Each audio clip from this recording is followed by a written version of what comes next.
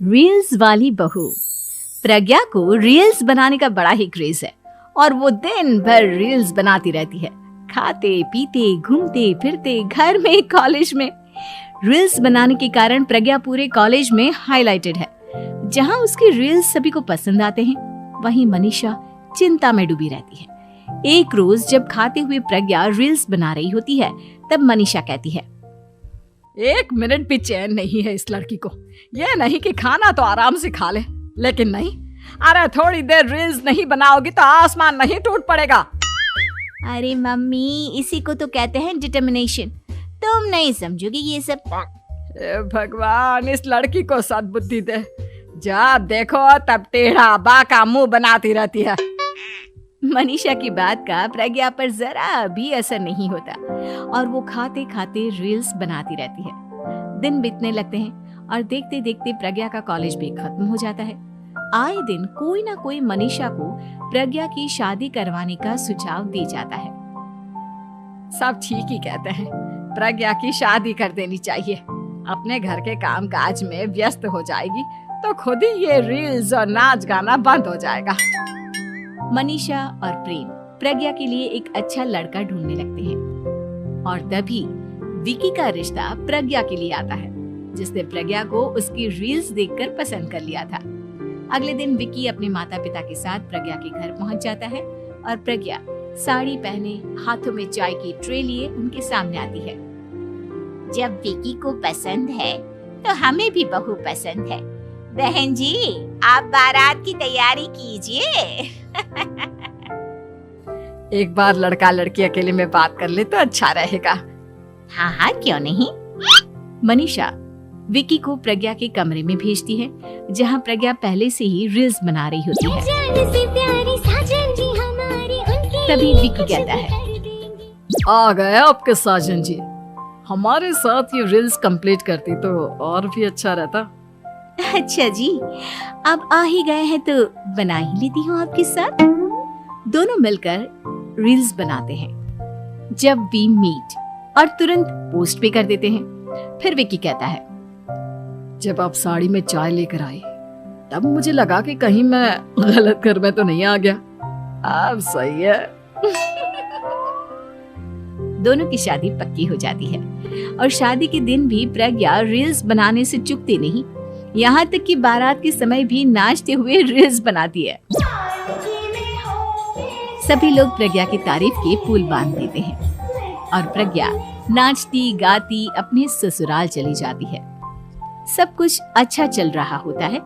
प्रज्ञा यहाँ भी दिन भर हर चीज की रील्स बनाती रहती है। लेकिन कुछ दिनों के बाद जब सुनीता कहती है, बहू, ये रील्स के साथ साथ कुछ काम भी कर लिया करो। वैसे तुझे और क्या क्या बनाना आता है? मम्मी जी, वैसे तो सब कहते हैं कि मैं सब कुछ अच्छा बनाती हूँ, लेकिन मुझे लगता है कि मैं मैगी अच्छा बना लेती हूँ। हाँ, कॉफी भी अच्छा बना लेती हूँ और मुंह तो सबसे अच्छा बना लेती हूँ। हैं? अच्छा अच्छा। सुनीता अपना माथा पकड़ लेती है और कहती है, बहू, कुछ खाना बनाना भी सीख लेती। मम्मी जी, मैं लंबी प्लानिंग कर रही हूँ। जल्दी ही मैं इतनी फेमस हो जाऊंगी कि मुझे पैसे मिलने लगेंगे। हम दोनों सास बहू राज करेंगे, राज। नौकर काम करेंगी और लोगों की तो लाइन लगेगी हमसे मिलने के लिए। तेरा दिमाग खराब हो गया है क्या बहू? हंसी मजाक तक ठीक है, लेकिन इस तरह घर नहीं चलते। जितना जल्दी हो इस घर के तौर तरीकों को सीख लो। प्रज्ञा मुंह घुमाकर चली जाती है और तुरंत उसी वक्त एक रील बनाती है।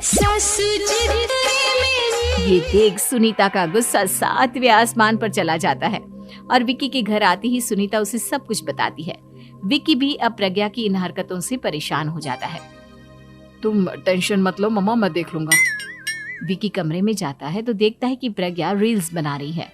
विकी बड़े ही प्यार से प्रज्ञा से कहता है, प्रज्ञा, इन सब के लिए मैं तुम्हें मना नहीं कर रहा हूँ, लेकिन फिर भी हर वक्त तो ये अच्छा नहीं लगता ना। समझने की कोशिश करो, मुझे भी तुम्हारा थोड़ा वक्त चाहिए। मैं जब ऑफिस से आता हूँ तो मुझे समय देने की जगह इसी में लगे रहते हो। तुम ज्यादा ही सोच रहे हो। तुम भी मेरे साथ रील्स बनाओ ना, तुम्हें भी बहुत अच्छा लगेगा। तुम्हें इज्जत से कोई बात समझ में नहीं आती क्या? दिमाग खराब हो गया है तुम्हारा इस चकाचौंध से। अगर तुमने अपना रवैया नहीं बदला तो मैं तुमसे दूर चला जाऊंगा। तुम ही रिश्ता लेकर आए थे, मुझे लड़कों की कमी नहीं थी और ना आज है। विकी दरवाजा पटककर चला जाता है। धीरे धीरे विकी प्रज्ञा से दूर होता जाता है।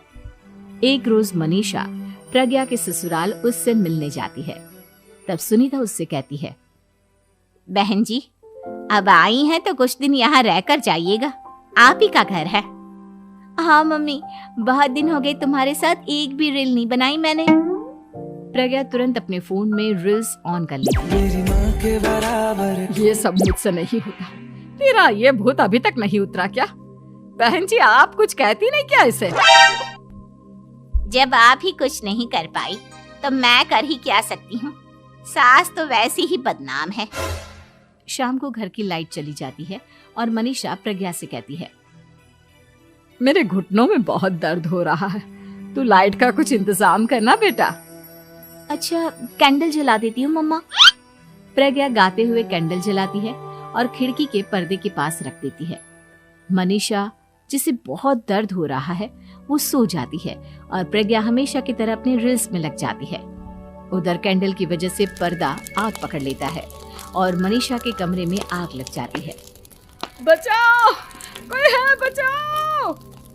सभी भागते हैं और विकी कमरे की आग बुझाने में लग जाता है, लेकिन तब तक मनीषा आधी जल चुकी थी।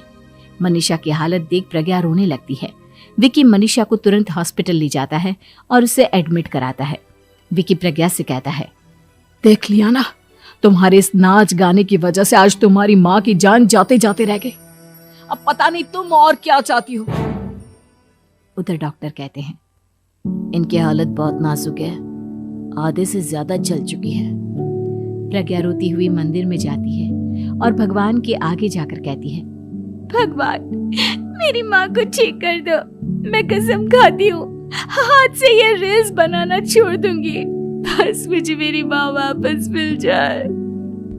2 दिन बीत जाते हैं और मनीषा खतरे से बाहर आ जाती है। पेशेंट अब ठीक है, आप लोग उनसे मिल सकते हो।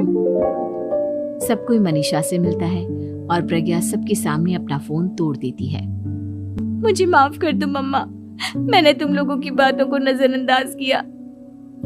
बेटा कोई भी चीज जरूरत से ज्यादा खराब है। मैंने तुम्हें रील्स बनाने से कभी मना नहीं किया, लेकिन हर वक्त एक ही चीज तो सही नहीं है। मैं समझ गई हूँ मम्मा, आई एम सॉरी। प्रज्ञा उस दिन से रील्स बनाना छोड़ देती है